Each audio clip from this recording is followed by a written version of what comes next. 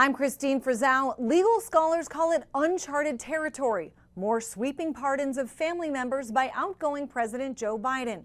Tonight there are new warnings about an abuse of power and long-term negative effects on our justice system as a whole.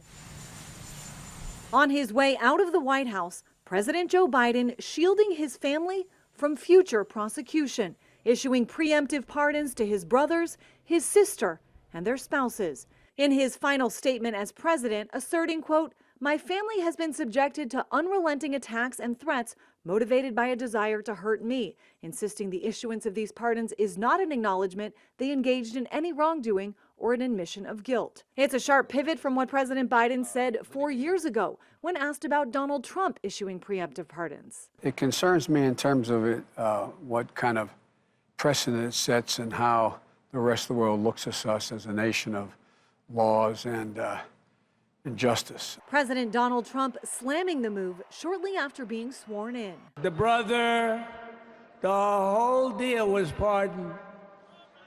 Can you imagine that? Since his first term in office, Trump has targeted Joe Biden and his family members for business deals with the Chinese company CEFC and the Ukrainian gas company Burisma, which date back to 2014.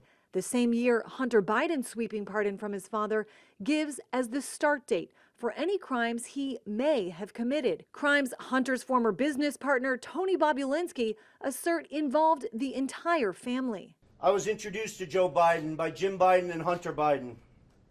At my approximately hour-long meeting with Joe that night, we discussed the Biden's history, the Biden's family business plans with the Chinese. For legal experts, President Biden's departing move represents some murky waters when it comes to the law. The founding fathers envisioned that pardons would be for somebody who was charged with a crime, convicted of a crime, and a president of the United States would say, "I'm forgiving you of that crime."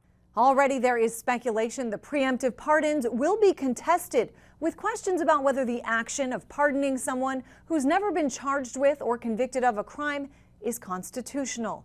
And the answer may need to come from the Supreme Court. In Washington, I'm Christine Frizzau.